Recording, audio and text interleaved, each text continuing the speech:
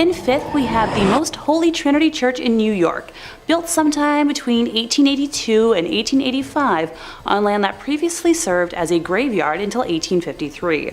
According to local rumors, not all of the bodies residing there were exhumed from the graveyard, and the spirits of those left behind still inhabit the grounds to this day. The church property covers an entire city block, and it is said that there are false closets leading to bricked-up doorways, tunnels, and random sub-basements throughout the church and convent. There are also mysterious passageways on the upper levels of the church, where legend says only priests are able to enter. The church's rectory was built in 1872 by its second pastor, Monsignor Michael May, who later passed in his room on the second floor. Priests who live in the rectory have used that space for mainly a guest room ever since, as no one has ever been willing to live in it on an ongoing basis. Guests have experienced lights being switched off and on, hearing strange noises, and the sound of a person walking back and forth while trying to sleep. Phantom footsteps have also been heard on the staircases in the building, and dogs who were once kept as pets in the rectory would stare in a trance-like state down the basement stairs, as well as into the dining room when the building got cold. In 1897, a parish bell ringer named George Stell's life was taken in the vestibule of the church. Though there was a suspect in the case, a former parishioner who would later be executed for an unrelated ending of life, no one was ever convicted of the crime. The red fluids of Mr. Stell's, as well as the red handprint of the killer, is believed to still be on the wall in a stairway leading to the bell tower. George's ghost still roams the church and is believed to be the reason why the bells will ring suddenly, vowing not to leave until his death has been solved. Moving on to our fourth place position, we have the Aquia Church of Stafford, Virginia. While the congregation was established in 1711, the physical parish wasn't built until 1751. It was a gorgeous brick building built on a peaceful hilltop with a two-story crucifix floor plan, which otherwise known as a cruciform, which was considered a rather unusual style for colonial churches. Aquia was built to replace two earlier sites of the Overwharton Parish, which were constructed around 1680. The inside of the church burned down in 1754 and was not rebuilt until 1757. It was then shut down from the Revolutionary War until the Civil War due to lack of funding, before reopening as a stable, campsite, and hospital for Union forces. It was during this closure that a young blonde woman was traveling the dark country roads, rural Stafford County, when a group of highwaymen accosted her. This time period was full of exasperated uncertainty from the war, and with it a severe lack of resources, food, and money. Men would wait hidden on the side of roads to steal the valuables from people walking or riding by their hiding spots. She ran from the men to the sanctuary of the church, but was only able to hide for a little while before they broke inside and ended her life. Her body was hidden in the tower, and the men were never caught. It wasn't until after the Revolutionary War ended in 1775 and the church was ready to reopen for services that what was left of her was discovered, a skeleton with golden blonde hair that was as intact as if she had been freshly slain. The red fluid that spilled on the floor from her death was impossible to remove. Despite using every trick known to man, the stains remained in the tower for well over 100 years, until during a modern renovation when the redness was covered up by concrete. With the facility still being in use today, members of the church have mentioned hearing footsteps walking around at all hours of the day and will break into a frantic run around the church at night, but no one is there. Noises can be heard in the empty tower, with some saying it sounds like a struggle, others describing a groan, whistle, or even a call for help.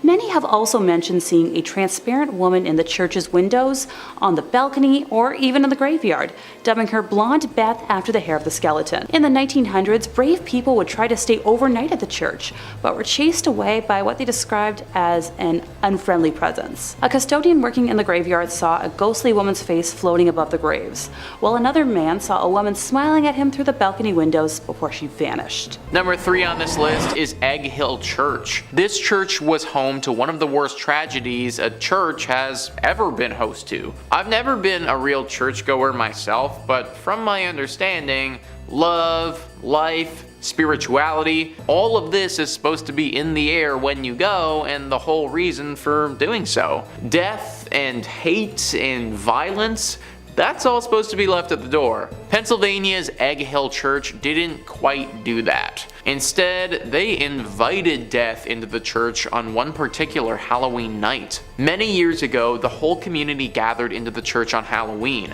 The priest passed around bread and wine as is customary, but this bread and wine was a little off. In fact, it was very off. So off that everyone who had it died. It was poisoned. It's unknown whether the town had collectively decided to end their lives together that night or if this was all the priests doing, but either way, tens to hundreds of people's bodies lay lifeless on the ground when it was all said and done. Now, what are we left with? Well, the ghosts of all of these people, obviously. Even worse than that, the spirit of this evil priest still lingers here too, and apparently, he isn't done with the living. He's said to be very dangerous and wants to drag visitors down with him and take their life. This whole story is pretty much as dark as you can get, and it's no wonder the place is totally messed up today. Number 2 on this list is St. Nicholas Church. Hey, it's me.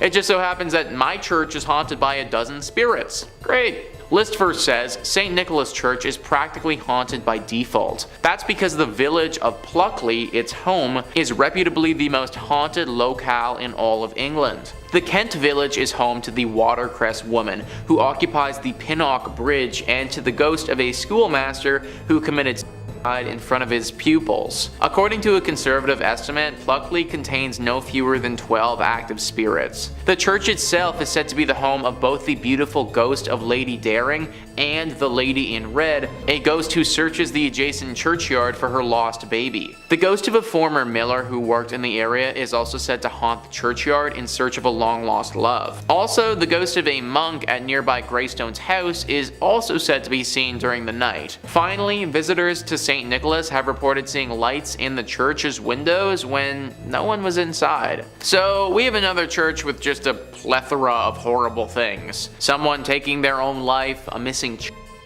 a man who has lost his loved one. My question is, why did all of this happen at this one church? Like, what really caused all of this to transpire in the first place? Are we just supposed to believe that it's all coincidence, or is there actually something more afoot here? I think that's the real secret, and sadly, I don't know if we're ever going to be able to find the true answer. And finally, number 1 on this list is St. Andres on the Red. Just that name alone, on the Red. Like, of course this place had to have some dark secrets. List first says St. Andrews on the Red, completed in 1849, is located in the town of Selkirk, which is more or less a suburb of Winnipeg. It's the oldest stone church in Western Canada, and it may be the region's most haunted thanks to the spirits of former plague victims. Other apparitions are said to populate the church's graveyard. Eyewitnesses have reported seeing a ghostly man clad in black and a mysterious woman in white. Also, a disembodied pair of red eyes have startled the visitors in the past, while a ghost car has been noted not far from the church's main entrance. If you're thinking about visiting the church or graveyard, be wary. Those who've claimed to have seen the various apparitions also reported having terrible nightmares the following nights. Most of these nightmares apparently involved the gates of the cemetery, which rattle even though no hands are seen shaking them. Some people can't shake these nightmares either. The occasional individual will have these persist for months or even years. I'm sure that the architecture and natural beauty is nice and all, but I'm not trying to risk nightmares for a year to see it. I do wonder what happened to those gates though. Is it some weird thing with the wind that's causing it, or is it what people suggest, some type of ghostly intervention? I tend to think some sort of spirit has to be involved, considering the thing with the nightmares happens as well, but you gotta wonder who. Sometimes I really do think that being a paranormal investigator would be awesome, because you could get to the bottom of these things, but then again, that's a pretty unforgiving profession. Coming in at 5, St. Paul's Episcopal Church, Key West, Florida. St. Paul's Church is the 4th church structure built by St. Paul's between the 1800s and early 1900s. And though it may look bright and new, this is because the church has been rebuilt numerous, and I mean numerous times. The original church, made of coral rock, was completed in 1839. However, it was destroyed during the Havana hurricane in 1846 and was rebuilt in 1848. Once again though, the church was destroyed when the Great Fire of Key West struck in 1886. However, By some good fortune, the rectory survived unscathed, and the rebuilding once again began on the third structure, ending in 1887. However, disaster struck once again though in 1909 when the church was destroyed by a powerful hurricane. This time though, the parish hall survived, as well as the rectory. The church was once again rebuilt and construction was completed in 1919. However, during all of these rebuilds, it was discovered that the site was once a Seminole burial ground, with the land being previously owned by the Fleming family before the church was built, and the land was only granted after the widow was assured her husband's remains that were interred on the land would not be disturbed. However, this is where it gets spooky. Legend has it that the promise was broken and the widow's husband, John William Charles Fleming, was removed from the site. Spookier still, according to some locals, his ghost still wanders the site. Other apparitions have been reported as well in the graveyard, one being a ghostly group of children who were killed in a fire set by a jealous deacon who was taking revenge on his unfaithful wife. Yeah, yikes. Coming in at 4, St. Andrew's on the Red, Selkirk, Canada. Built between 1845 and 1849 to serve the local community of retired Hudson Bay Company personnel, this church is located in a small suburb of Winnipeg, located on a lightly forested hill with an incredibly impressive Gothic design. It is by far the oldest stone church in Western Canada and has definitely had its fair share of paranormal activity. The church became an old campfire story among young teens and rebellious kids who would dare their friends to walk backwards around the church 3 times, with the expectation that you would disappear. Now, of course, that never actually happened, but it was still a frightening tale to tell children so they didn't wander through the cemetery at night. Now, what makes this church truly chilling is that victims of influenza, diphtheria, typhoid, and tuberculosis from the early colonial era were interred here, and their restless spirits are said to still wander the grounds of the church. Specifically, some visitors have reported disembodied red eyes floating through the cemetery, organs playing spontaneously, as well as a mysterious woman cloaked in white who is known to rattle the gates of the church. If you dare, you can take a self-guided tour of the church located in Selkirk, Canada. In at number 3, we have Most Holy Trinity Church. The Most Holy Trinity Church can be found in Williamsburg, Brooklyn. With the present-day church is the third church built upon the grounds and was established in 1885. The church is known to be built on a site that had been a cemetery prior to being a church. Legend has it not all of the bodies were removed from the cemetery and that the souls of those who remain continue to inhabit the site. Not only that, but a number of people have mysteriously died while praying in the church since its doors first opened in 1885. Thus, those souls are also said to roam throughout the church building. Because of this, the lights in the church have also been known to go on and off without any reasonable explanation. At night, it is said that voices and the sounds of people walking back and forth can be heard in the building. It's been reported that priests who live in the rectory have continued to reserve the space as a guest room ever since the hauntings started, as no one has ever been willing to live in it on an ongoing basis. Guests report having heard strange noises and the sound of a person walking back and forth while trying to sleep in the room.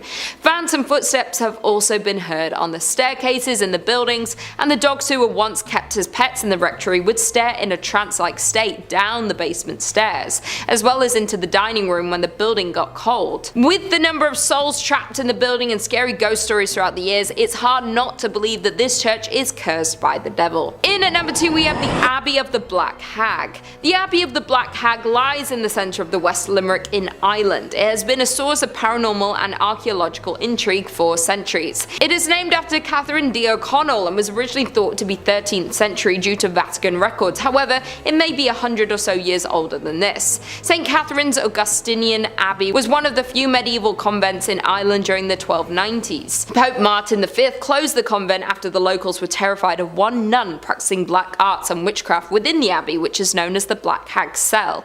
Due to the black magic performed on the grounds, it said that it brought bad fortune to the local population. The malevolent abbess was left to live out her days in the damp, deserted abbey. Due to the depraved conditions and her twisted practices, over time her skin blackened to such a degree that it gave rise to the local name for the convent, the Abbey of the Black Hag. While it's said that one ghost that haunts the convent is the Countess of Desmond, who was buried alive under the church's altar.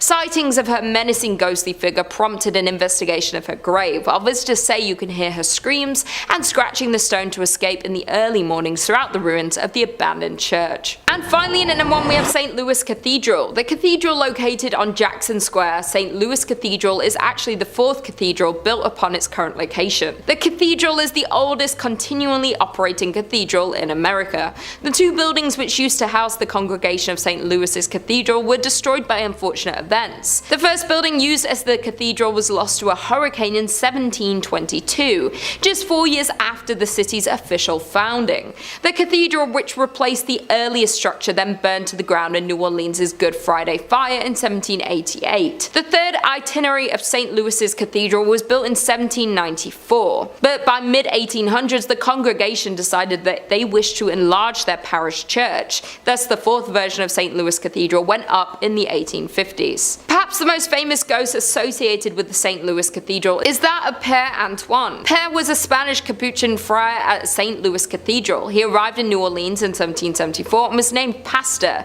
His generosity and kindness to the people of New Orleans made him very popular. He was well liked by all of New Orleans. His death on January 19, 1829 was met with a somber and mourning city. He was laid to rest inside the St. Louis Cathedral 3 days after his death. Since his death in 1829, the ghost of Père Antoine had been seen in St. Louis Cathedral by an untold number of people. His ghost is easily recognized as there is a portrait of him inside of the cathedral. It seems as though the ghost of Père Antoine especially likes to show himself around the holiday seasons. Commonly, the ghost of Père Antoine is seen near the altar and on the balconies. Interestingly, the ghost has been seen in other areas of the city as well, especially in the alley next to the cathedral. In addition to that, the ghost of Pierre, there are other famous ghosts associated with St. Louis Cathedral. Some of the ghosts which are said to haunt St. Louis Cathedral, like that of Père Dagobert, who became pastor of St. Louis Cathedral in 1745. On quiet evenings after worship, people have seen the ghost of Dagobert walking the aisles of the cathedral, his head down to the ground, walking silently in sandals. Coming in at number 5 we have Oradour Church in France. Located in central France, a few miles from Limoges lies a now abandoned town called Oradour-sur-Glane. The town is now filled with empty houses, train lines that are out of order, and a sign of tragedy. With roadside walls pocked with bullet holes, fire marks, scorching stone houses, the church roof has gone through some massive explosion. This tragedy happened on June 10, 1944, when Adolf Diekmann received information from members of the Vichy regime that SS officers had been captured and were being held by members of the French resistance at Oradour-sur-Glane. Diekmann led his team to Oradour-sur-Glane intent on revenge. Whether he went to Oradour-sur-Glane instead of Oradour-sur-Glane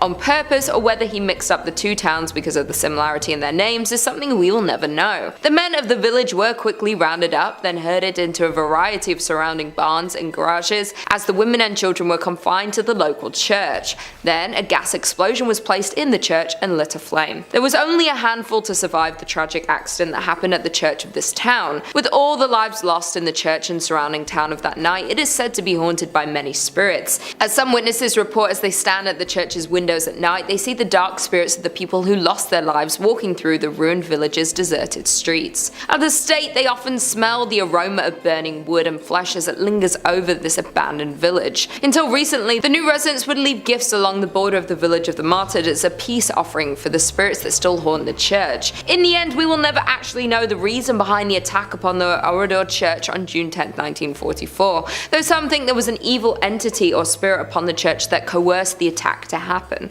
Coming in at number 4 we have St. Mary the Virgin, England. In an English village you'll find the Church of St. Mary the Virgin, built around 1350 just outside the main settlement. The church in Clophill, Bedfordshire was abandoned for around 170 years after it fell into disuse in the 1840s. There are a few odd things about this ancient little church, the most significant being that it was supposedly supposedly built facing the wrong direction. Churches are traditionally oriented to face east, the direction from which the sun rises, which in the Christian religion is associated with the location of heaven and the return of the Messiah. Churches are positioned with the altar facing east so people will pray in that holy direction. Some have claimed that because St. Mary the Virgin Church faces away from God, it thus opens its doors to hell. Indeed, the church has a long history of reported hauntings and supposed satanic rituals. The 14th century church was reportedly used for satanic rituals in the 1960s. As rumor has it, bones were dug up and arranged in satanic patterns. A paranormal investigator has speculated that some kind of black magic was performed at a church in Clophill, making it one of the most haunted places in Bedfordshire. The investigator explained that there's definitely something strange going on at the church, and this personal view is that it's down to black magic practices held there. He explains that he has also had many people confess the terrifying experience that they've had with the church.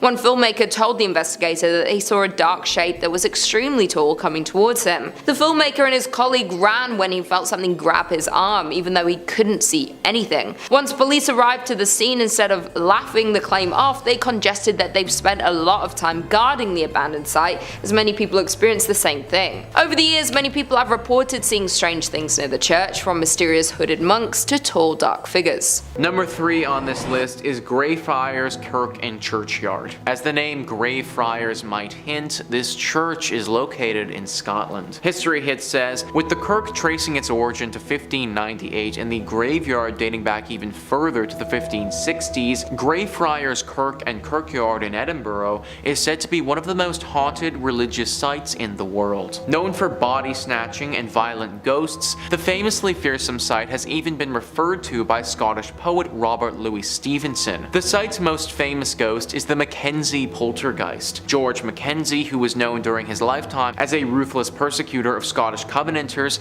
a Presbyterian movement in the 17th century. His spirit was reportedly released in 1999 when a homeless man looking for somewhere to sleep broke into his final resting place, the Black Mausoleum. Next to this mausoleum is the former Covenanters prison, which housed some 1,200 members of a failed anti-government revolution in 1679. Only 257 prisoners came out alive, with the remaining dead said to haunt the churchyard. The negative energy that surrounds this church is said to be so strong that it's attracted some pretty powerful beings. The devil is the one being that people associate with this place. Some believe that this church is actually a secret lair for the devil, that these other demonic spirits are working to keep us away from this place so the devil can fulfill his evil agenda. If this is the case, then I think that we should do as the devil wants and leave it alone. Number 2 on this list is Borley Rectory. Built in 1863 in England, this is one of the most famous haunted churches in the world. We can thank the personalities of Ed and Lorraine Warren for bringing it into the spotlight,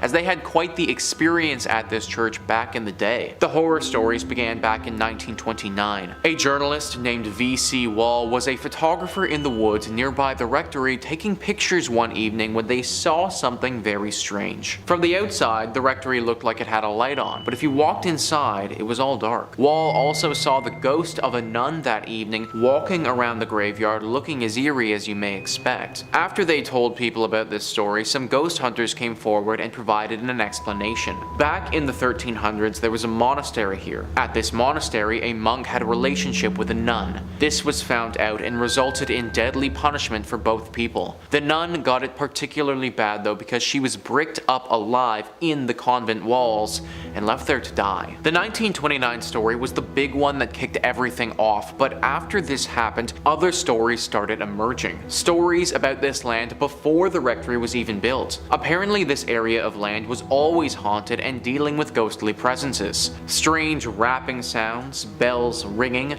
objects moving and flying around without anyone touching them are all very common sights at the Borley Rectory. The ghost of this nun is also a regular character here, making herself known to newcomers quite often. You may even see the ghost coach. A headless phantom coach driver is said to be around the area and will approach people every now and again and take them away. Why anyone would ever get get into a coach driven by a headless ghost is beyond me, but apparently it happens. Everything about this rectory and land is evil, and it needs to be avoided. And finally, number 1 on this list is Nidaros Cathedral. This is not only Norway's most important cathedral, but also one of the most haunted as well. I mean, in all honesty, it literally looks like Dracula's castle if Dracula's castle was a cathedral. It was constructed in the 1300s, but the actual hauntings didn't begin until relatively recently in its lifetime.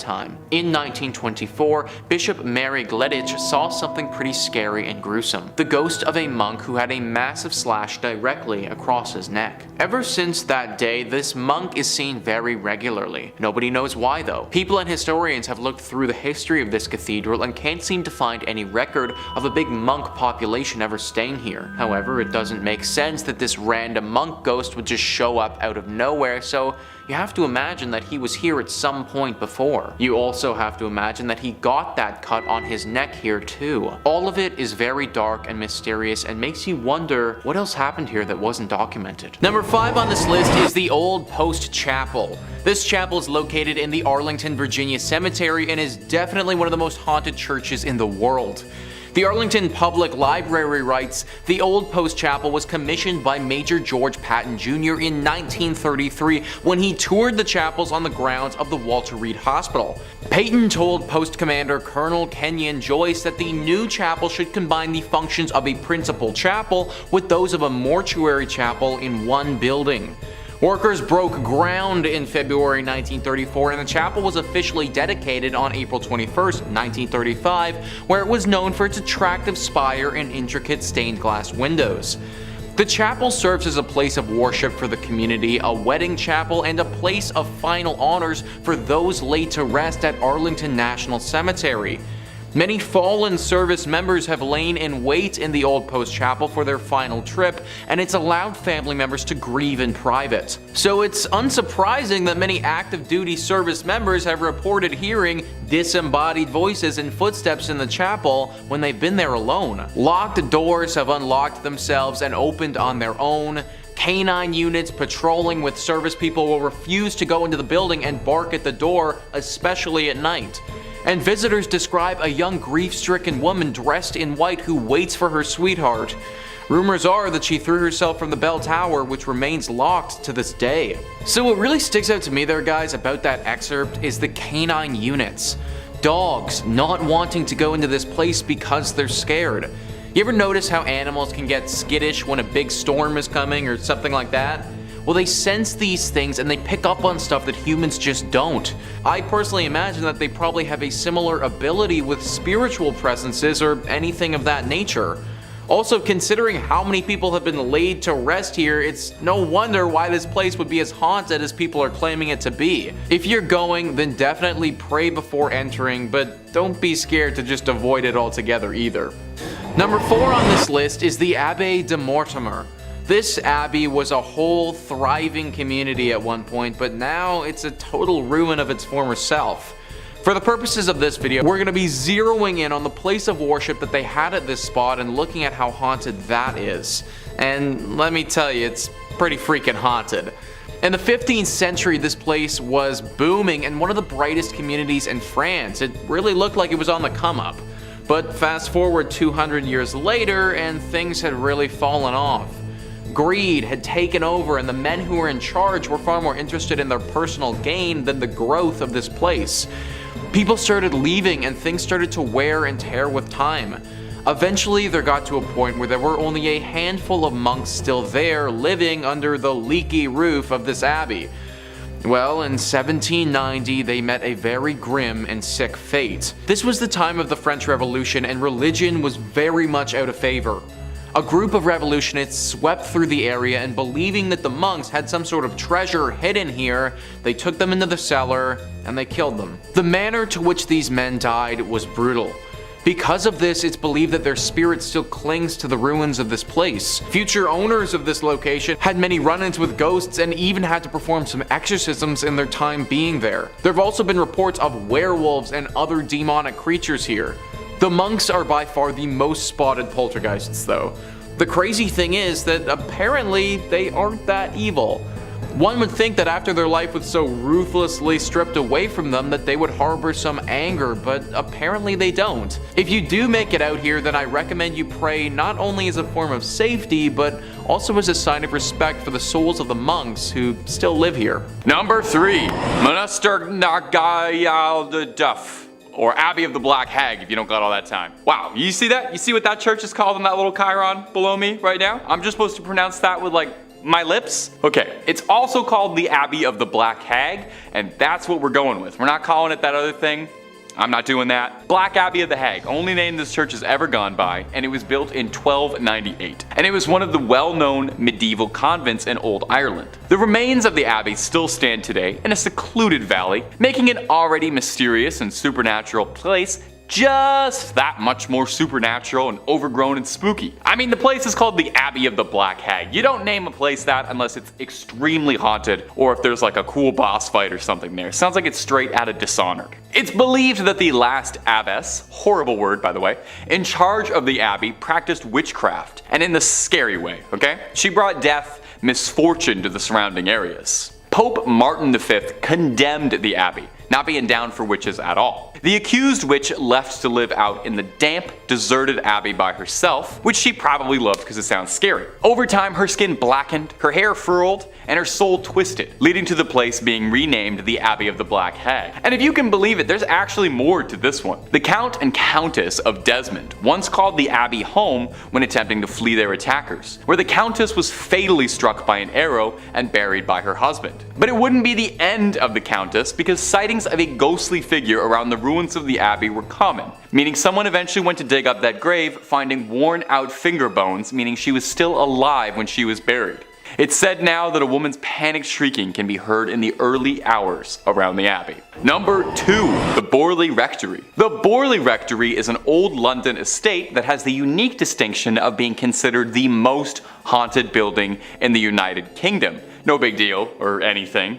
Almost immediately after its construction, stories of hauntings started to creep out. One of the first local legends says that in the 12th century, a priest and a nun had a naughty little affair, and when they were discovered, the nun was bricked up and left to rot in the nearby church. Since then, they say that her spirit roams the rectory. In 1900, 4 daughters of the then estate owner all said that they saw a nun wandering around the estate late at night. They tried to talk to her, but got no response back, just a scary ghost stare. The family claimed they had seen this nun around the property, and on one occasion they thought they saw the spectral apparition of a horse-drawn carriage with a headless rider, some real Sleepy Hollow stuff. From there on, there was all these reports of bizarre sounds or strange shadows creeping out the corner of your eye. In 1927, the estate changed hands as the original family owning the estate had all passed on, and a new family, the Smiths, had moved in. Shortly after, they discovered a human skull in the cupboard in a brown bag. Which is not a great housewarming gift, to be honest. They reported poltergeist behavior, unexplained footsteps, lights flicking around them, and the same sightings of headless specters. Now, they only lasted 2 years, not being down for any of the hauntings or skulls in cupboards, any of that business. And the next family, the Foysters, didn't have much better luck. They had objects flying around their home, and on one occasion claimed their daughter was attacked by something truly horrible. They moved out as well. And the last owner of the rectory would be Captain Gregson, who accidentally lit the estate ablaze while unpacking, although insurance claims they think the fire was started intentionally, perhaps in a desperate attempt to cast away whatever evil has been trapped in the Borley Rectory for so long, or perhaps he unintentionally unleashed it out into the world. Time will tell. At number 1, Mortemer Abbey. Mortemer Abbey is a monastery in the forest of Lyons, France. A real old church built in 1134 on marshland, near the stagnant water of the drainage lake. The monks dug it out to try and dry the marshy land around the Fulbrock stream, which was called the Dead Pond.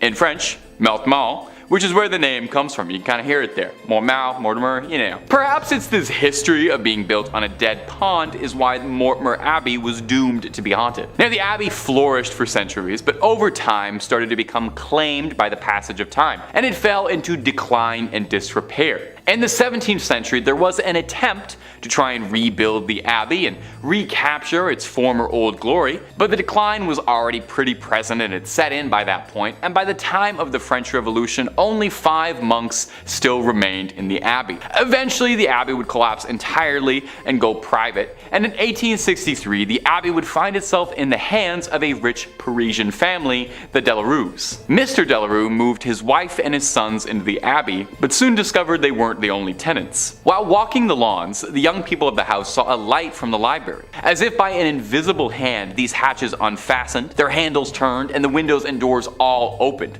The paintings on the inside of the abbey turned themselves around and steps thundered out into the halls, and nobody moved out immediately after. I would have started looking for new real estate right then and there. But one night the young Delarue, Charles, had his fiancée over to come see the estate that would become her new home in marriage. She was offered the guest room, but found herself terrified during the night when she couldn't sleep because she was too busy being tormented by mysterious sounds and objects around the room that were hurling themselves around, being possessed by something. Having had, quite frankly, enough, like I think any of us might have, the young suitor announced she would never live in this house, called off the entire marriage, and hurried back to Paris tout de suite, where there were plenty of handsome young men asking her hand in marriage who didn't live in old haunted estates, okay? That's the message to take away from this. Get the love you deserve, and the love you deserve is not in a haunted house. Number 5 on this list is the Lady of Guadalupe Church. This church is located in New Orleans and is known to the locals as being one of the most haunted spots in the whole city.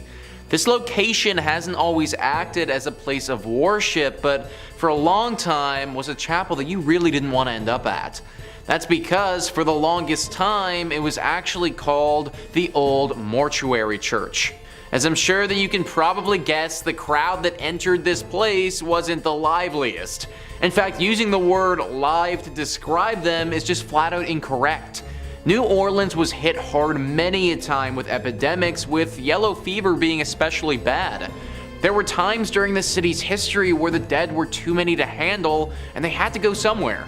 Enter in the Old Mortuary Church. Thousands upon thousands of bodies have went through these doors over the years. In fact, for the longest time, the only people this place saw were the pastors who were here and the countless dead. Everyday citizens were too scared to come here for fear of catching the disease and wouldn't even risk going to see their departed loved ones. Obviously, all this death has left its ghostly mark. Eventually, it was turned into a full-fledged church that people attend, but not before the spiritual damage had been done. Nowadays, the spirits of some of those who died during this harsh period in New Orleans history still haunt the area. Glowing orbs have been seen by those who frequent the church floating around at nighttime. Subtle and faint moans can be heard echoing throughout the walls, as if the moans themselves were wind blowing through the church. The ghost of a man has said to approach people from time to time claiming he needs help and that he was never sick to begin with. This is definitely one of those churches who's seen its fair share of tragedy over the years, and it shows. However, believe it or not, it may not be the most haunted church in New Orleans, but more on that later. Number 4 on this list is St. Helena's Chapel of Ease. This chapel is located in South Carolina and is a ruin of its former self. A website all about Beaufort, South Carolina writes, "The chapel was destroyed in a horrendous forest fire that happened after the Civil War. Today, the ruins of the chapel and a graveyard remain. The vault still remains out of order to this very day. The planters left St. Helena with the arrival of Union forces in 1861, and the church never regained its stature. Some stories relate that Union soldiers used it for services during the war, as well as Northerners who came to the area after the war to educate and train the former slave population. The door of the Fripp's vault was ruined by the soldiers, and at some point it was decided to brick up the entrance. According to the story, workmen did a very good job of sealing the vault, only to return the following day to find the bricks removed and neatly stacked beside the mausoleum. This had occurred many times. Convinced that the supernatural was at work, the job remained unfinished. Local authorities had assured that no one had been in the area the previous night long enough to complete such a task. Today, the vault remains empty. The door is half sealed by bricks. One might find the experience of looking into the vacant vault more than a bit unsettling, if not downright eerie. Ever since that moment, regular ghostly sightings have been reported here. A woman dressed in 18th century clothing carrying a child through the graveyard is one of the most frequent apparitions that takes form. People have also talked about hearing people singing here even though they'll be completely by themselves. Usually these songs sound like church songs and are quite beautiful actually. Also, just a general feeling of uneasiness has been reported at this spot very often. This place clearly has a very strong spiritual presence, and I'd highly recommend giving a prayer before entering it. Number 3 on this list is the Church of Agia Theodora of Vasta. This church is located in Greece and is one of the most unique churches you will ever see. Sticking out of this tiny Byzantine church's roof is 17 holly and maple trees. These are sizable trees as well and grow over 30 meters tall. There are 2 versions of how this church got its ghostly presence, and they're described well by Greeker than the Greeks. They write, coming from a family of only girls, Theodora, to save her father from having to join the army, disguised herself as a boy and joined up. Not long after joining the army, a local girl, believing Theodora to be a boy, and when Theodora, for obvious reasons, rejected her, the girl, out of revenge, claimed she was pregnant by Theodora and demanded they be married. For reasons known only to Theodora, she did not reveal her secret, which could have saved her, and refused to marry and was consequently put to death. Version 2 is more or less the same, only this time, Theodora, again disguised as a boy, joined a monastery as a monk. Why she didn't save herself trouble and join a nun's monastery is not known, but anyway, a nun from a nearby monastery fell in love with the monk Theodora, the ending then being the same. Before her execution, Theodora prayed, "Let my body become a church, my blood a river, and my hair the trees." On the very spot where Theodora was executed, a spring gushed forth and grew to become a river which still exists today, as the river which flows beneath the tiny church. So guys, if that legend holds true, then not only is this church haunted by a ghost, but the actual church itself is a ghost. This whole thing was made up by the spirit of Theodora and therefore is basically a living church. Locals have said that because of this reason, the water that flows through this river has some exceptional healing properties and can cure many ailments. Considering this church may actually be the spirit of a person who has passed, I highly recommend saying a prayer before you enter. Number 2 on this list is the Templo Mayor ruins. So a church is typically defined as a place for Christian worship, but if we loosen up the definition a little bit and just make it a building or landmark where people would have worshipped higher beings, then the Templo Mayor ruins can certainly qualify. This temple is one of the most haunted places in Mexico, and for good reason. Gaurav Gupta writes, this archaeological site in Mexico has a blood-soaked past. It is a haunted Aztec civilization site that has made its presence felt through the time. Around 4,000 people were brutally killed to please Aztec gods. The priests would cut out the beating hearts from the victim's chest and then throw their lifeless bodies on the stairs of the Aztec temple. Aztec's last emperor made his last stand against invading Spanish armies before he was tortured and killed. This Aztec is now a museum, and tourists report strange, sensational feelings and sightings of shadow figures. 4,000 people were likely sacrificed here. That is just an insane number of people to have died over the years. Not to mention the fact that a battle took place here, and that would have caused more loss of life in great numbers. Needless to say, the spirits of those that passed have never really left. Glowing orbs are always spotted at this place, especially in the evening. Some people have also felt contacted by the dead before. Like they go into a deep trance and get a vision of something to come or something happening in a totally other life. From my research, they've had a hard time explaining it, but they know that something paranormal has touched them. Some locals have even noted a bright light flashing up into the sky at this place before.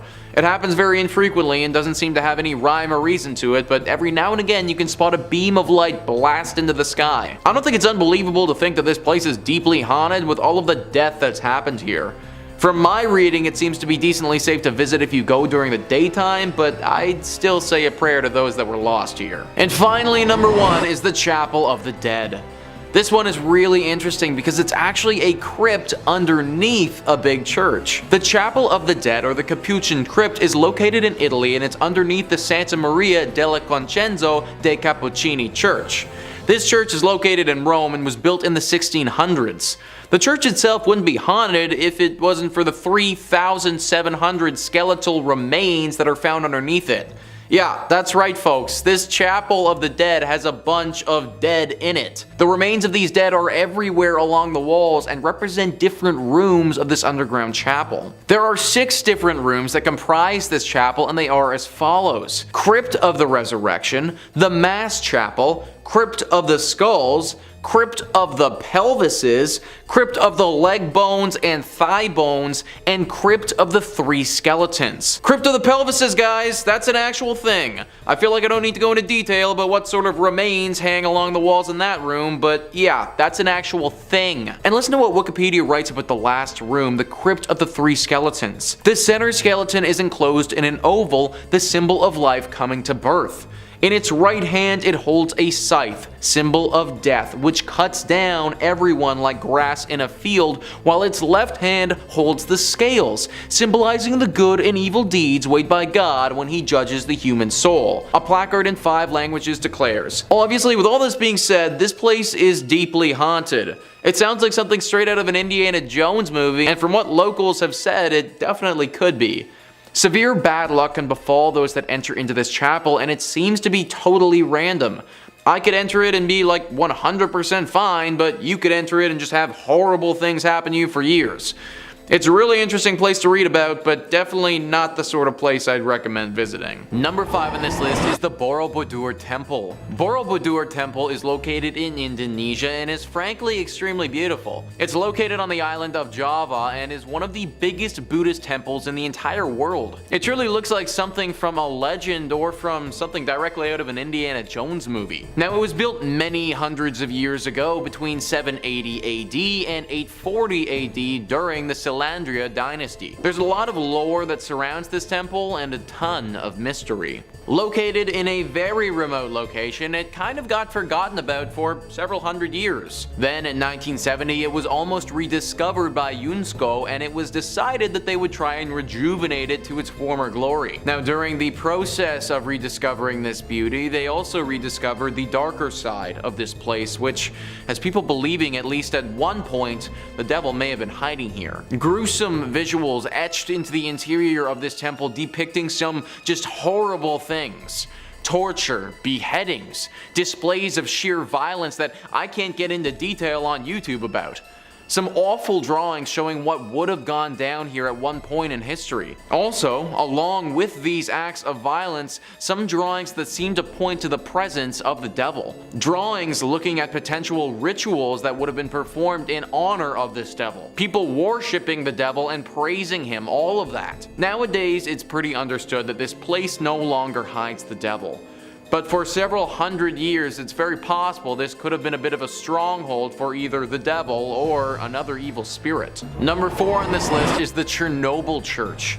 Now, I imagine a lot of you have heard about Chernobyl before, the devastating accident that went down in Ukraine back in 1986. If you aren't familiar, then basically a huge nuclear power plant exploded, which caused the worst nuclear accident the world has ever seen. It killed 31 people right off the bat, and then several more over the years from radioactive poisoning. That area where the blast occurred has been closed off to the public, and rightfully so. It's literally still radioactive to this day, and if people were to go into the 20-mile radius that's closed and then proceeded to stay there for an extended period of time, they would certainly feel the negative effects of doing so. All of this has left for a very creepy abandoned city vibe that looks like something straight out of the apocalypse. Most of the buildings here are horribly worn down and starting to fall apart. After all, it's been over 30 years and no one has looked after them at all. Which is why it's very strange to see the church in this village still in perfect condition. Recently, somebody entered into the radiation zone and went into this church. They were shocked to see that the church itself on the inside was still in perfect form. Even though everything around it has been hit hard with decay, this building still remains how it was. Why? Well, the person taking these photos didn't know, and they didn't stay too long to find out. Apparently, after entering, it wasn't long before they started to feel a very ominous presence. Something deep and dark and sinister lurking here, not wanting to be found. As if entering the church woke whatever this thing was from its slumber and it wasn't ready to be woken. This individual got out of there as fast as possible and didn't want to investigate further, but it got me thinking that this church might be hiding the devil. A horrible accident occurs where tons of people perish. The whole city gets abandoned and no one can come into this area for over 30 years. And this one flimsy little church is still totally intact and looking pristine. It seems a little bit too suspicious for me. If this is the case and this church is hiding the devil, then we can take it a bit further too. Now the real question comes out about how the Chernobyl accident really went down. Maybe the devil, or whatever demonic creatures living in this church, had some role to play. Coming in at 3, St. Michan's Church, Dublin, Ireland. This is an Anglican church built on the site of an early Norse chapel from 1095, with the current structure dating back to 1686, undertaken by William Robinson. As it stands, this church is the only parish church on the north side of the River Liffey, surviving from a Viking foundation. Now, the exterior of the church is nothing to write home about, however the interior is what we're going to be discussing, specifically the vault. The vaults of St. Michan's contain a large amount of mummified remains, with the walls of the vaults containing limestone, thus keeping the air dry and creating ideal conditions for preservation. Among the remains of the 400-year-old body of a nun, a 6.5-foot man believed to have been a crusader, a boy with a severed right hand and feet, and Henry and John Shears, who took part in the 1798 rebellion. Unfortunately, a number of the crypts in the church's vaults were damaged by vandals in 1996 and once again in 2019. After the most recent event, the church has stated that several mummified remains were desecrated by vandals, including the remains of the nun and the crusader. Tours used to be open, however, after the recent incident they have been temporarily shut down. Not only will you be dealing with the enraged spirits of the dead when visiting this church, but also the despicable living. Coming in at 2, Cathedral of the Assumption of Our Lady, Guadalajara, Mexico. Also known as the Guadalajara Cathedral, this is a Roman Catholic cathedral of the Archdiocese of Guadalajara and was built in 1541 in the Spanish Renaissance style with neo-Gothic spires. However, though the building is beautiful, it has been plagued by hauntings and tragic events. On May 30th, 1574, during Mass, neighbours fired shots into the air. Some of the bullets fell onto the cathedral and started a fire, ultimately damaging the building.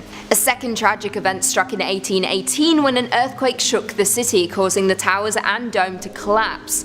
The cathedral was of course repaired, however it continues to be in danger. It was damaged by earthquakes in 1932, 1957, 1985, 1995 and 2003. However, outside of natural disasters, the cathedral also has a ghostly side to it. One of the most popular attractions is of course the Crypt of Archbishops, which is truly chilling. However, more chilling still are the mummified bodies on display there, with one dating back to the 1700s, which belongs to a child that was killed for converting to Catholicism. Some visitors to the cathedral have claimed that they have seen her eyes blink and have witnessed her hair move. Very spooky indeed. And finally, coming in at number 1, St. Thomas Anglican Parish of Mulgoa, New South Wales, Australia. Designed by Reverend Thomas Mackison and built from 1836 to 1838, this church is incredibly striking with a Gothic revival design and is said to be one of the most haunted churches in not just Australia, but in the world. Though the church is youthful in appearance and located in a semi-rural area, it is hiding an incredibly dark and tragic history. Legend has it that 2 young boys died in a fire in the bell tower of the church after a prank went horribly wrong. Since that fateful day, any kind of light, even candles, anger the spirits of the boys' restless spirits. According to a Facebook group, Haunted Places of Sydney, they say, I quote, "There's an urban legend that claims that if you drive laps around the church at night, the headlights of your car will switch off, and if you continue, the car will stall." However, it isn't just the church's legend that is creepy. The surrounding cemetery is also filled with monuments that date back almost 200 years ago. With monuments that date back almost 200 years, adding to the creepy factor. As of right now, the church is owned by Anglican Church Property Trust and was added to the New South Wales State Heritage Register on April 2nd, 1999. Number 5 on this list is Hallstatt Karner. Hallstatt Karner is one weird church, man, let me tell you. I'm all about unique and cool decorations, but human body parts? kind of where I draw the line, guys. Discovery.com says many bone churches and ossuaries are decorated with femurs and pelvises, but at Hallstatt Karner, the skulls themselves are decorated. More than 600 of the skulls on display in this Benhaus, also known as Bone House in English, bear their former owners' names, professions, and the date of their death. Many are also adorned with decorative garlands and flowers. But perhaps what makes this bone church stand out the most is the fact that the most recent remains to be interred here belong to a woman who passed away in 1983 after having requested the Benhaus as her final resting place. What's more, she might not be the last because the church is still open to receiving similar requests. So yeah, the dark secret here is that there is literal bones still being added. 1983 is really not that long ago when you think about it, and like the article suggests, that's probably not the last person to have been thrown into this array of skeletons. I guess it isn't, but it feels like this should be illegal or something. At the very least, it's just super weird.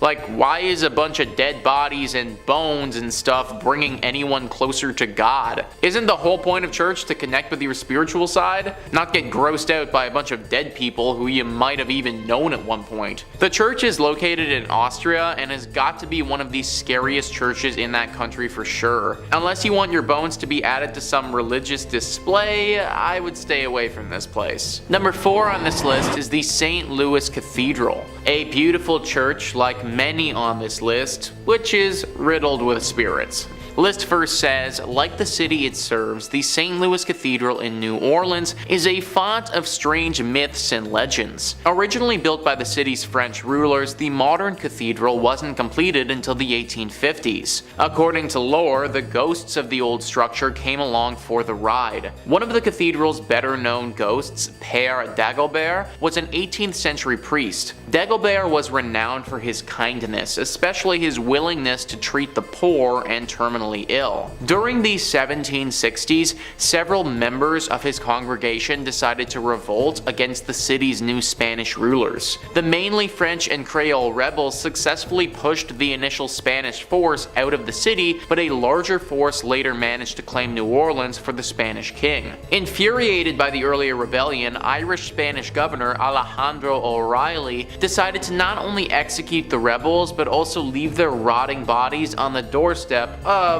the St. Louis Cathedral. As a devout Catholic, Dagobert could not stand by while Catholic bodies were so roughly treated. After failing to get O'Reilly's permission to properly bury the bodies, Dagobert led a funeral procession down to St. Peter's Cemetery and placed the slain men in unmarked graves. Dagobert's successor, a Spanish priest named Pierre Antoine, is also said to haunt the cathedral. More intriguingly, Antoine's friend, voodoo priestess Mary Laveau, who often prayed at the church during her lifetime, is also considered to be one of the many spirits inside the cathedral. So we got voodoo priestesses, unmarked haunted graves, multiple spirits of bodies that were buried improperly. This church is just one big mess. Many people think that there are also a bunch of other secrets that this place has that we don't know about. Like this was a spot for a secret society hundreds of years ago who performed some very questionable rituals, and that's why this place is as haunted as it is. Whatever really happened here, we know it was dark and we know that it left its mark.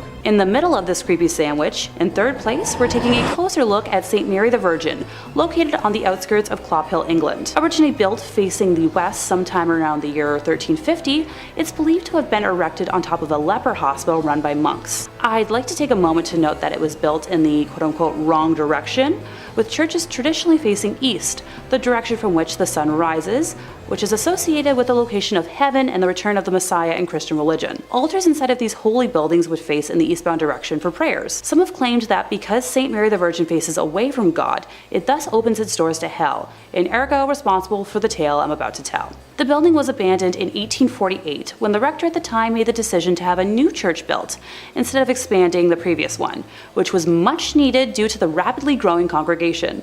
Old St. Mary's, as was dubbed by the locals, was then primarily used as a mortuary chapel, holding bodies before they were buried in the adjacent cemetery. By the 1950s, St. Mary's had become so run down that it could no longer fulfill that use, with just the outdoor walls and tower remaining. In March 1963, the tomb of an 18th century apothecary's wife was broken into, and the bones were arranged ritualistically in the middle of the church. And once again, on Midsummer's Eve of 1969, multiple women's graves were broken into, with bones being removed and rearranged once more. While the specific individuals involved in these acts were never identified, the arrangements found resembled those used in black mass rituals performed by satanic groups at the time.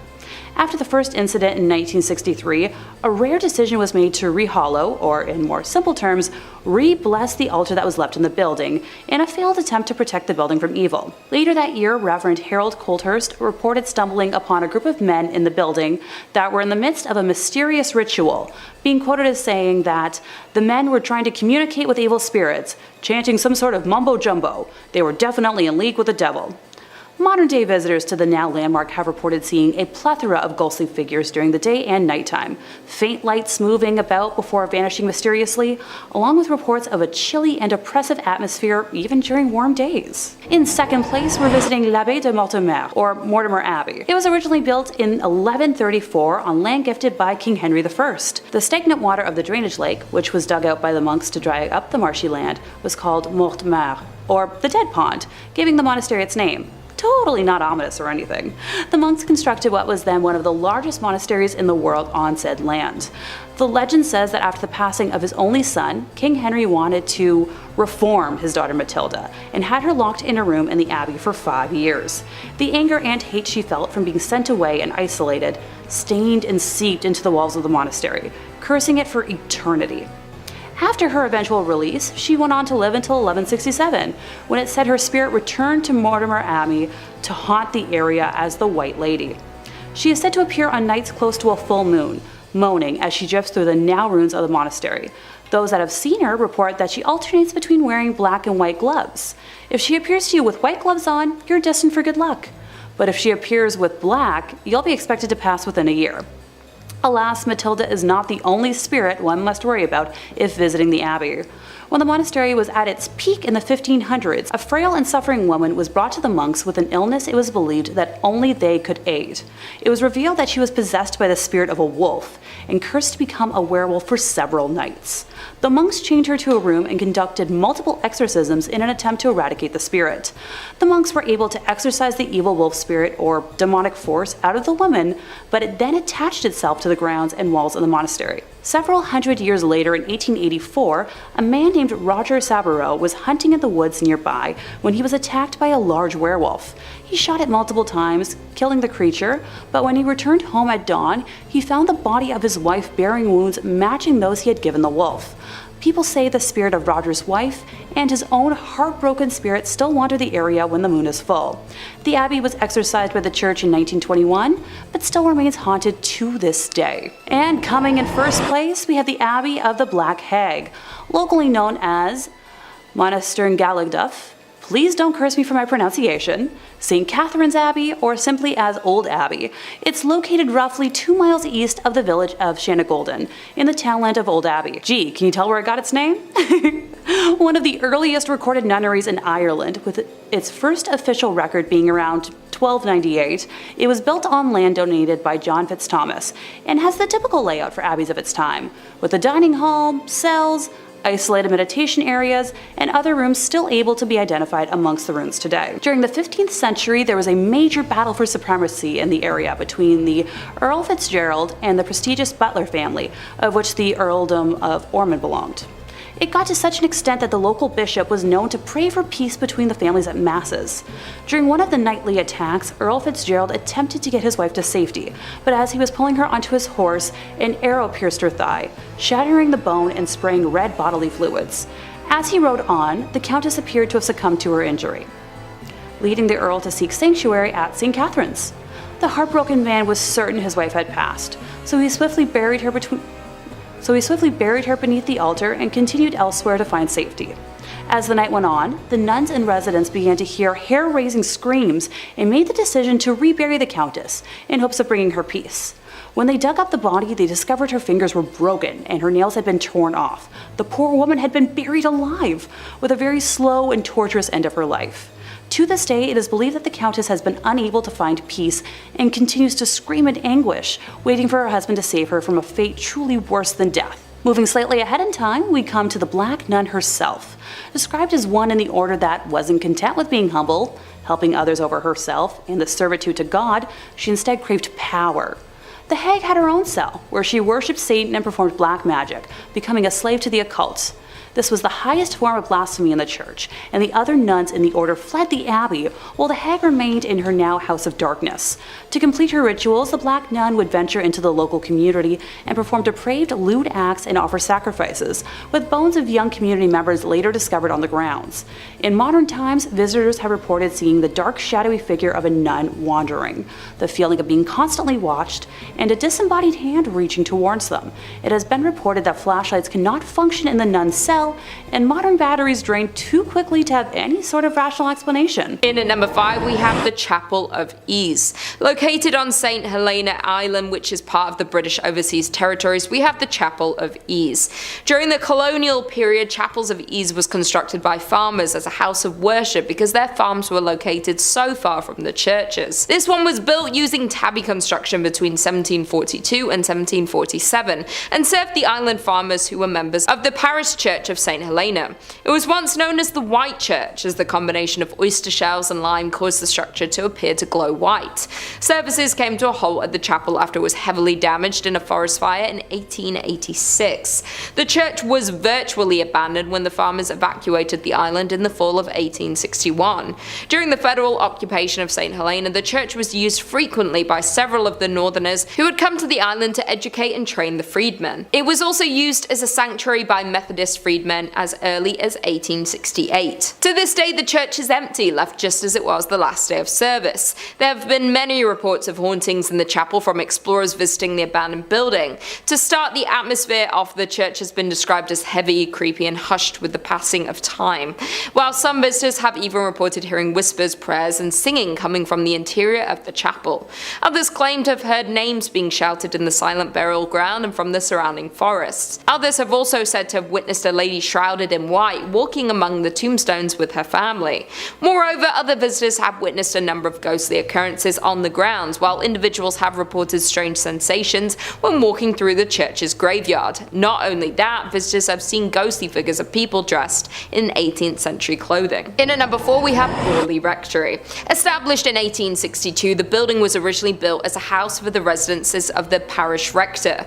The earlier rectory had burned down to the ground in 1841 and then was replaced in 1862. Borley Rectory itself is a tiny rural community in Essex that had 110 inhabitants at its peak. Now just a shell of a rectory left abandoned. Now the ghost stories don't start once the building was abandoned, but there had been claims of ghostly activity on the site from as early as 1819, with a shadowy nun being seen gliding across the ground where the rectory was built. By the time the Bull family moved in, there were reports of the sound of rushing water in the house and bells ringing from unknown sources.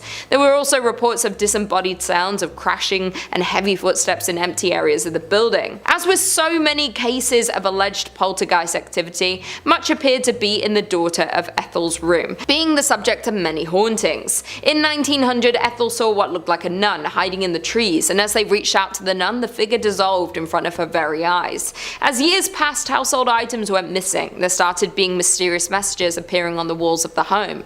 With the increase of hauntings, the owners hired a paranormal investigator of Harry Prince, after years of not being able to find a new owner as people were scared that the church was cursed. In at number 3, we have Egg Hill Church, Spring Hills, Pennsylvania. Considered one of the most haunted churches known to man, we have Egg Hill Church in Spring Hill, Pennsylvania. The church was built in 1860 and was out of use by the 1920s. The most well-known story about Egg Hill Church is of the great number of people that supposedly lost their lives. This occurred at the turn of the century in the 1800s, when the pastor at the time ended the life of his whole congregation by poison and kept them in the nearby woods. Other stories say that the pastor only ended the life of the people of the parish. He reportedly would end their lives one by one under the mysterious circumstances and got away with it, until the day that he would be discovered, where he would end his own life in the church. Some who have been to the church say they have seen drawings of pentagrams and goats appear on the walls and ceilings, written by some unknown entity. Others say that from outside the church you can hear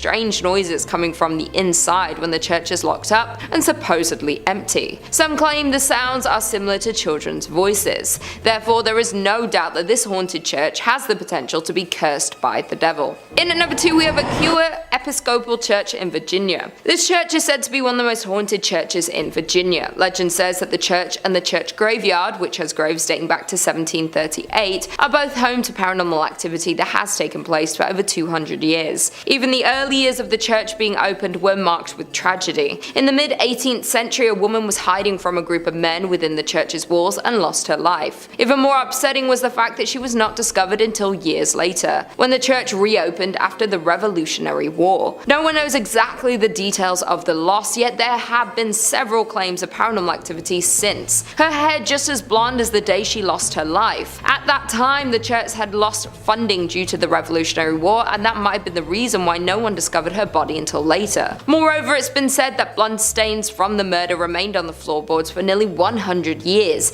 till it was replaced altogether with concrete. Many ghost stories worked their way through the community after the skeleton was discovered. Many parishioners refused to set foot in the church after dark. In the 1900s, people decided to seek evidence of hauntings for themselves. Many returned with chilling tales of having encountered an unfriendly presence. Built before the Civil War, this church is reportedly visited by the ghost of a soldier killed during the conflict. The most haunted part of the building is the church tower. Others claim that the reason for the haunting involves a young woman who was murdered there. The eerie lights and unexplained sounds are reason enough to stay away after dark. Even today, there is plenty of paranormal activity associated with the church grounds. Many visitors have reported hearing footsteps running through the graveyard accompanied by the sound of a violent struggle. Others claim to see the figure of a young golden-haired woman peering from the balcony window. With all the tragedies and loss of lives that happen within the walls of this church, not to mention the paranormal activity, it's safe to assume that there is some evil spirits and energy cursing the church. And finally, in at number 1 we have St. Columkille, Ontario. Dating back to 1855, St. Columkille Church was founded and located in the hamlet of Uptergrove. The original frame church was torn down and the present brick edifice was constructed in 1905. This structure sits on a hill far back from the road and can easily be viewed when driving on Highway 12 east from Aurelia. The ghost stories have been spreading since over 100 years ago, classifying the church was haunted, and these tales have been circulated ever since. Today, the church is deemed haunted by some local residents and visitors. There have been many reports of ghost sightings, shadowy figures that will suddenly appear, creaking doors, and eerie music that will play randomly from the organ. There have also been numerous reports of shadowy sightings of a figure wearing a black hat that floats through the choir area, creating chills for those who had observed it. Mysterious candlelight has been seen flickering from the windows on stormy nights. Many believe the spirit responsible is that of a former priest who, according to legend, pledged to complete a specific number of sermons, though he lost his life before he was able to attain that number. Now, some churchgoers say he is returning to fulfill that promise. Number 5 on this list is the Templo Mayor ruins. So a church is typically defined as a place for Christian worship, but let's loosen up that definition just a little bit and start thinking about it as a building or landmark where people would have worshipped higher beings. If we start thinking about it like that, then the Templo Mayor ruins can certainly qualify. Mexico has a lot of haunted spots, but this is at the top of their list for sure. Gaurav Gupta writes, "This archaeological site in Mexico has a blood-soaked past. It is a haunted Aztec civilization site that has made its presence felt throughout the time. Around 4,000 people were brutally killed to please Aztec gods. The priests would cut out the beating hearts from the victims' chests and then throw their lifeless bodies on the stairs of the Aztec temple. Aztec's last emperor, Cuauhtémoc, made his last stand invading Spanish armies before he was tortured and killed. This Aztec is now a museum, and tourists report strange sensational feelings and sightings of shadow figures." 4,000 people were likely sacrificed here. That is a truly absurd amount of sacrifices. Then throw on the fact that a great battle took place here, and you end up with so much death. Needless to say, the spirits of those that passed have never really left. Glowing orbs are always spotted at this place, especially in the evening. There have been reports of these glowing orbs touching the people and transporting them to the world of the dead. They go into a hypnotic state and can't move, sort of like what happens to people in the latest season of Stranger Things, if any of you have watched that. They have a very hard time explaining what has happened to them after the fact, but they know that it was the dead. This is accompanied by a giant beam of light that flashes into the sky. There is evil here, there just has to be. All of the death that has transpired over the years has left a horrible stain on this place, and evil has congregated here. No one knows what type of evil or what spirit is behind this, but just know that this is a scary place that you should probably avoid. Number 4 on this list is the Ness Church. Ness Church is a Norwegian church that is no longer operating. It's a collection of ruins now and a very popular spot for ghost hunters. The ghost hunters have discovered that electronic equipment, or your standard cell phone, isn't going to do so hot in this church. For whatever reason, the second that you bring anything like that in, it just completely shuts down. If one wants to have an electronic device here, then it needs to be specifically made to withstand strong spiritual energy. The most popular myth surrounding the ghostly presence that resides here is a priest named Jacob Christian Finnegan. This was a priest who presided over this church from 1800 to 1837. Apparently, he suffered a very grim fate here along with his children. It's thought that he and his children were killed by an evil gang who came through the church looting it. They killed the priest and then, ever so cruelly, bricked his children up and left them to die. This is only one variation of the tale though, because one legend actually says that the priest did this to his kids himself. Regardless of which one is historically accurate, they're both pretty bad. The screams of these children are frequently accompanied by the sighting of this priest. It's said that he will stalk those who come here and follow them around, giving them a horribly uneasy feeling. It's very likely that if you go by yourself, this ghostly priest will attack you and could do some serious damage. Maybe he wasn't evil when he was alive, but he certainly is now. Number 3 on this list is the Aquia Episcopal Church. Heading back to Virginia with this one, this church is located in a place called Stafford. The church itself is rather beautiful and looks super unsuspecting. Some of the other churches on this list in our previous part just gave me the vibe that something was up, but this one doesn't. The outside and the inside make you feel homey and very safe. Problem is, this isn't the case. Only in your state writes, one of the most famous mysteries associated with the church is that of the golden-haired skeleton. No one knew about the death of the woman who was murdered inside Aquia until her skeleton was later discovered in the Beftree, and her hair was later discovered in the Belfry, and her hair was still intact, just as blonde as the day she died. At the time, the church had lost funding due to the Revolutionary War, and that might have been the reason why no one discovered her body until later. The event seems equally tragic and mysterious. It's been said that bloodstains from the murder remained on the floorboard for nearly 100 years until it was replaced altogether with concrete.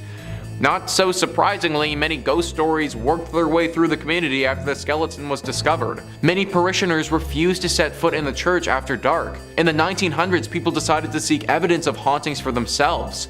Many returned with chilling tales of having encountered an unfriendly presence. Even today, there's plenty of paranormal activity associated with the church grounds. Many visitors have reported hearing footsteps running through the graveyard accompanied by the sound of a violent struggle. Others claim to see the figure of a young golden-haired woman peering from the balcony window. So clearly this church has got a pretty dark history to it. It's said that the skeleton that was found was of a woman who was murdered by some men prior to the Revolutionary War. The church then closed for the war and reopened after it, so her body would have been stuck here decomposing for probably decades. It's no wonder that her soul hung on to this place and refused to let go. It's honestly really very sad if you ask me, because from all the reports that I read, her ghost isn't evil, it's just a lonely one. It's clear by the way she holds herself that she doesn't want to be stuck in this purgatory place, she just is. Similar to our monks, you should pray as a sign of respect before entering this church if you do ever go. Number 2 on this list is the Borley Rectory. This is sometimes referred to as the most haunted place in all of England, so it definitely deserves a spot on our list. The Rectory, which for those who don't know is a Church of England, was built in 1863. For a bit over 50 years, nothing out of the ordinary or spectacular happened here. It was just a normal rectory. The horror stories didn't take place until 1929. A journalist named V.C. Wall was with a photographer in the woods nearby the rectory taking pictures one evening when they saw the weirdest thing. Apparently from the outside, the rectory looked as if it had a light on within it, but the second that you walked inside, that light disappeared. This phenomenon baffled both of the men, and they thought that something paranormal might be happening. Wall also reportedly said that he saw a nun that evening, or what looked to be the ghost of a nun, walking in the garden. After they told people about this story, some ghost hunters came forward and provided an explanation. Back in the 1300s, there was a monastery here. At this monastery, a monk had a relationship with a nun. This was found out and resulted in deadly punishment for both people. The nun got it particularly bad though, because she was bricked up alive in the convent walls and left there to die. The story from VC Wall brought this place to the public's attention, but apparently ghost stories have been told here from long before as well. Sightings of paranormal creatures have been seen and talked about dating back before the rectory was even built on this land. Clearly this whole area is just inherently cursed, and this rectory just happens to be built on it. Strange rapping sounds, bells ringing, objects moving and flying around without anybody touching them. These are all very common sightings at the Borley Rectory. The ghost of this nun is also a regular character here, making herself known to newcomers quite often. If you happen to get really lucky, then you may also see a ghost coach with 2 horses and a headless coachman. Maybe lucky is kind of the wrong word to use here, but this sighting is a lot rarer and doesn't come out to everybody. Either way, the Borley Rectory is way too haunted and should probably just be avoided at all costs. And finally, number 1 on this list is St. Paul's Episcopal Church. This church and the grounds that it resides on is haunted by a number of different ghouls. It's located in the Florida Keys and has seen many a tragedy in its days. Whether it be a hurricane, a great fire, or other natural disasters, this church has pretty much been through it all. Ghosts and Gravestones writes, "The most well-known haunt of St. Paul's Church Cemetery is that of a man in 19th century attire who appears as a flimsy white vapor. Many believe that it's the spirit of Fleming himself who seems upset. Is it because his gravesite was disturbed so many times throughout the years by all the reconstructions?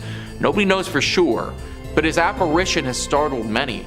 Another spirit that seems to roam the graveyard is a sea captain who appears to take great pleasure in frightening visitors. And beware of the ghost of a man who was legendary for driving the pirates out of Key West. His spirit is angry and ready to taunt, and those who've encountered his apparition say that even on a day when the weather is calm, violent winds come rushing through a tree that sits right next to his grave." John Fleming, the ghost that they talk about there, was the initial owner of this land and died on the property. His wife donated said land to be used for the church, but apparently her husband's spirit never left. The story behind the sea captain is unknown. Why he's come here or what happened to him is all a mystery. One thing is for sure though, he is a very dangerous ghost, and many visitors have reported being assaulted and terrified by him. This is definitely one of those churches that I would again avoid altogether, but if you do go, then make sure you say a prayer before entering. Number 5 on this list is Rosslyn Chapel. Rosslyn Chapel is located in Scotland and is arguably the most haunted church in that country. This chapel has a ton of ghostly legends surrounding it that lead to the lore of its hauntings. The Rosslyn Chapel actually writes themselves. In July 2006, a group of actors were rehearsing in the chapel for a play they were about to do at the Edinburgh Festival. One said that he saw a fairy-like figure in the grounds of the building. Another was locking up the chapel at the end of the rehearsal. As he was doing so, heard the voice of a child in the crypt. Obviously, he didn't want to lock the child in overnight, so he went down to the crypt to get the child, but found that there was no one there. Another tale says that the ghost of a white lady haunts Rosslyn Chapel. Legend has it that she is a girl from the St. Clair family who is bewitched by an evil spell and sleeps in an enchanted chamber. Here, she is waiting to be rescued by a knight. Once rescued, the spell upon her will be broken and the knight will be granted great treasures. And yet another tale is of a phantom dog which roams the grounds around the chapel, and on stormy nights its ghostly barking can be heard. We got a fairy, we got a child, we got spells, we got a dog. This chapel has everything that a paranormal lover could ever want. They also didn't mention in that article about the ghosts of the monks that supposedly live there. This used to be an area where a bunch of monks would meet while they were alive, and it seems as if their ghosts have never left. And the crazy part about all of this is that nobody knows why this church is as haunted as it is. Most places that are tied to spirits have some sort of horror story to go along with them, but there really isn't anything here at all. I suppose it's possible that this church just happened to be built on an area where tons of spiritual energy has gathered. Hit me in the comments down below what you guys think happened to this place to get it like this, cause I'm honestly stumped. Number 4 on this list is the Ness Church. This church is located in Norway and is no longer functioning. It's actually a collection of ruins now and a very popular spot for ghost hunters. The ghosts here are very interesting and unique. It seems as if they have a strong connection to electronic devices, because whenever anyone brings an electronic device to this place, it will immediately stop working and start flashing uncontrollably. If one wants to have an electronic device here, then it needs to be specifically made to withstand strong spiritual energy. The most popular myth surrounding the ghostly presence that resides here is of a priest named Jacob Christian Finnegan. This was a priest who presided over this church from 1800 to 1837. Apparently he suffered a very grim fate here along with his children. People believe that at some point a gang of thieves came to this place and murdered him. Along with his death, they took his children and bricked them up in the church, leaving them there before ransacking the place and taking any valuables. An even darker version of the legend says that the priest did this to his children himself and then promptly hung himself in the church for the locals to later find. I'm not too sure which legend is the true one, but either one would have left their dark mark behind. The screams of these children are frequently accompanied by the sighting of this priest. It's said that he'll stalk those who come here and follow them around, giving them a horribly uneasy feeling. At this point, the church is nothing but a ruin of its former self, and considering the ghostly presence that's waiting for you, I just avoid going altogether. Number 3 on this list is Nidaros Cathedral. Located in Norway, this is referred to by locals as the most important Norwegian cathedral and also the most haunted. Taking a look at this thing on the outside, it's certainly very beautiful, but also gives me some serious haunted vibes. And those vibes are well founded. The church was finished being built in 1300 and is directly in the center of the city of Trondheim. It's certainly been around for a large part of Norway's history, however the hauntings at this church have been pretty recent relative to how long it's been around. It all started in 1924 when Bishop Mary Gleditsch saw something pretty scary and gruesome. The ghost of a monk who had a massive slash directly across his neck. This monk has been spotted haunting the church ever since, but the weird thing is, nobody knows why. Historians have combed through Norway's history and can't seem to find a time that any order of monks would have stayed at this church. Now at the end of the day, this doesn't mean that having a ghost monk is impossible by any means. It's totally possible that a singular monk just happened to be at this church for some reason and through some tragedy died, or by the nature of that cut was potentially murdered. Whatever his reasoning for being there, he certainly is. Many visitors have spotted him and some have said that they've seen him playing the organ in the church before. I personally can't imagine stumbling upon a monk whose throat is totally cut playing the organ. This is definitely one that deserves a prayer before entry. Number 2 on this list is St. Louis Cathedral. So we already talked about the Lady of Guadalupe Church, but the only reason that church even exists is because of the St. Louis Church. Also located in New Orleans and arguably more haunted than the previous one. This church is interesting because one could argue that it's been around a lot longer than the other New Orleans one, but that also isn't necessarily true. That's because this is actually the 4th church to go up on this spot. 3 previous times the church that was here has suffered serious damage that caused it to get replaced. One was from a hurricane that swept through the entire area and totally knocked the church to the ground. One was by a raging fire, and one was simply by wear and tear of being around for so many years. It was during one of the times that this place was in disrepair that other church was built. Along with these incidents, it should also be noted that the church used to be used to bury some of New Orleans' prominent figures. So when you walk through this church, you're literally walking over a ton of graves in the process. Through the deep history this church has, it's no wonder that ghostly sightings are a regular here. Perhaps the most famous ghost associated with St. Louis Cathedral is that of Père Antoine. Père was a Spanish Capuchin friar at the St. Louis Cathedral. He arrived in New Orleans in 1774 and was named pastor. His generosity and kindness to the people of New Orleans made him very popular. He was well liked by all of New Orleans. His death on January 19, 1829 was met with a somber and mourning city. He was laid to rest inside the St. Louis Cathedral 3 days after his death. Since his death in 1829, the ghost of Pierre Antoine has been seen in St. Louis Cathedral by an untold number of people. His ghost is easily recognized as there's a portrait of him inside the cathedral. It seems as if the ghost of Pierre Antoine especially likes to show himself around the holiday seasons. Commonly, the ghost of Pierre Antoine is seen near the altar and on the balconies. So guys, what I just read is from an article written by Ghost City Tours describing how serious this haunting is at this church. Apparently Pierre Antoine isn't the only ghost either, but people have reported seeing the ghost of another pastor and some other apparitions of what looks to be people from the 1700s. Clearly something about a New Orleans church is very attractive to the paranormal. And finally, number 1 on this list is the Abbey of the Black Hag. This church would be a tad bit difficult to pray before entering because there isn't too much left to enter. It's located in Ireland and is a ruin of its former self. The story starts many hundreds of years ago when this place was referred to as St. Catherine's Augustine Abbey. This place was established in 1298 and was pretty great right up until the last abbess took over. It's said that this woman practiced witchcraft here and brought great evil to the others that lived here and those nearby. Pope Martin V caught wind of this and ordered the immediate closure of this place. Everybody left, except for the witch. She stayed here completely by herself, practicing magic all day and all night. Eventually, through her consistent spell practicing and probably the fact that she never bathed ever, her skin blackened to such a degree that people started referring to this place as the Abbey of the Black Hag.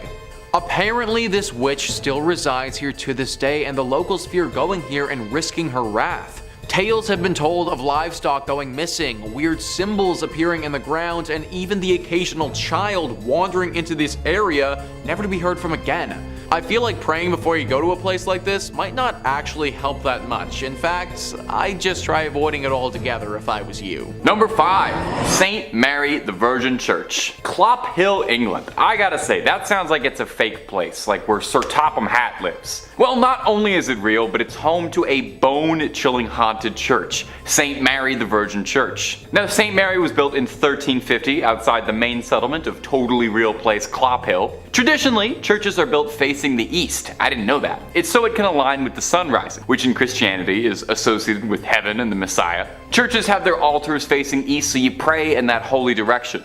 Well, St. Mary's just had to be a little different, and this church is facing the west, facing away from God. And it's why some people believe the church is hosted to evil spirits, as facing west means they've shunned God and opened their doors to the devil. Paranormal investigators have strongly suspected the church as being host to satanic rituals. As the church fell into disuse, it became a popular spot for vandals, and if you believe the legends, black magic. In 1963, a local couple saw 2 people wandering around holding a human skull, which definitely I think would cause you to look twice. The people told the couple that they had found the skull in St. Mary's, where it had been jammed into a wall. When the couple went to investigate, they found on the floor a breastbone, pelvis, and leg bones, all laid out in a pattern used for black mass. Pretty spooky. Scattered cockerel feathers and tracings of 2 crosses filled in red were found inside the church as well.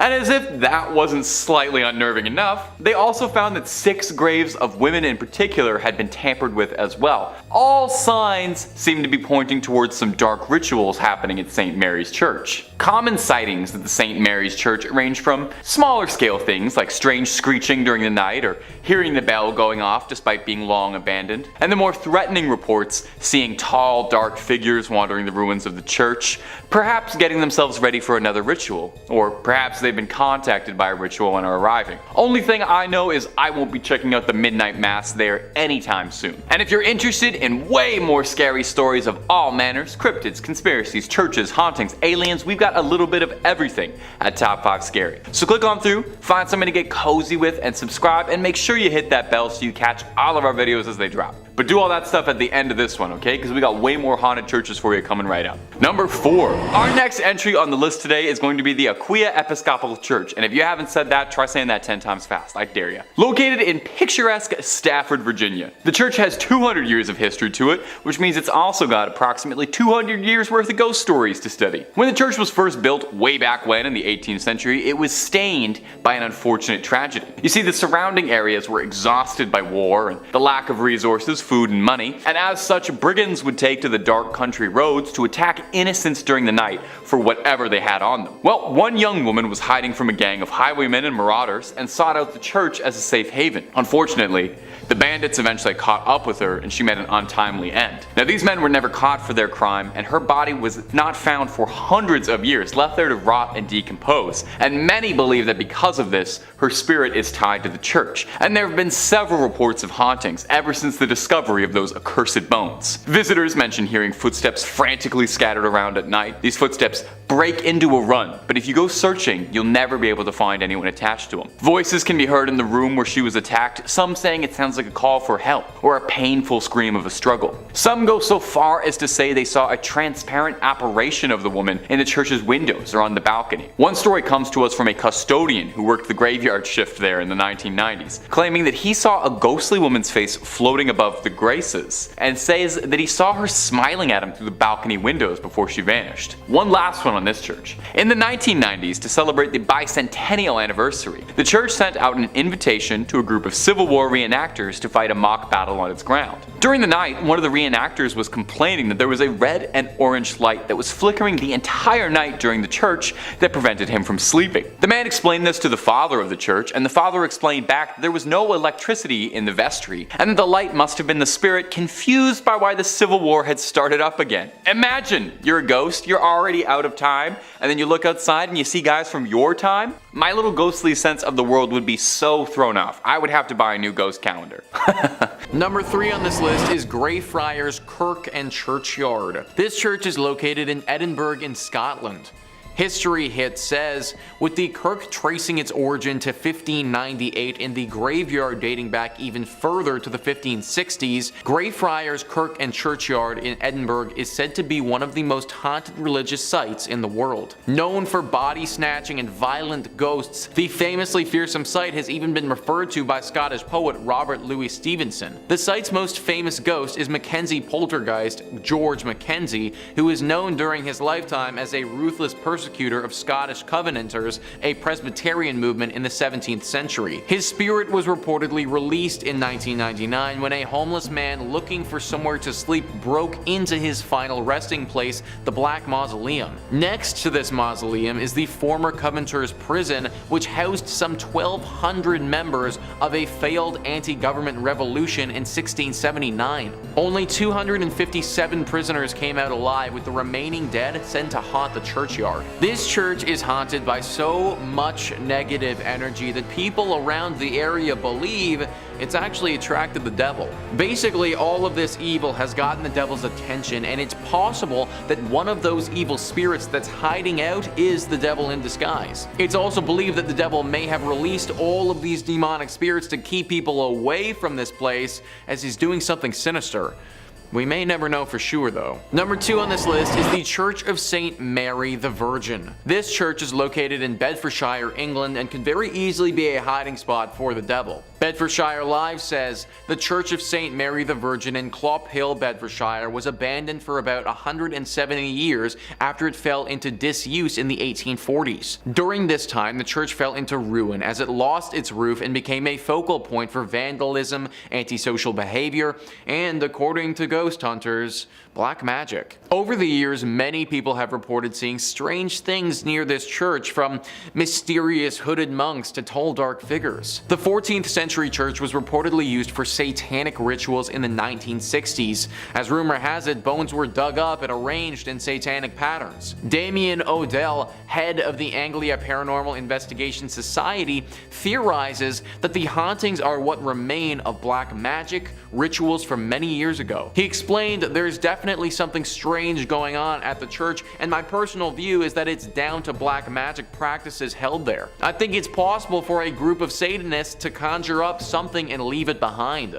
A sort of guardian or elemental. He added, if this is the case, it certainly does its job because it frightens the living daylight out of people. Other theories speculate that it's haunted because it's facing the wrong way. Churches traditionally face east, the direction from which the sun rises, which is associated with the location of heaven. However, because St. Mary the Virgin faces away from God, it's said to have opened up its doors to hell. Many locals have thought that this church is the literal church of the devil because of all the signs sightings and the fact that it's facing towards hell rather than where it should be facing. Even if it isn't the devil that is here, it's clear that there is some sort of demonic presence for sure. Personally, I would avoid this church at all costs if I was you. And finally, number 1 on this list is Egg Hill Church. Egg Hill Church is one of the creepiest and scariest churches on this list, and it's for good reason. The church is located in Pennsylvania and has seen a horrifying atrocity committed there in the past. Before I even get into the tragedy that went down here, let's just take a look at this place and how creepy it is. It's this small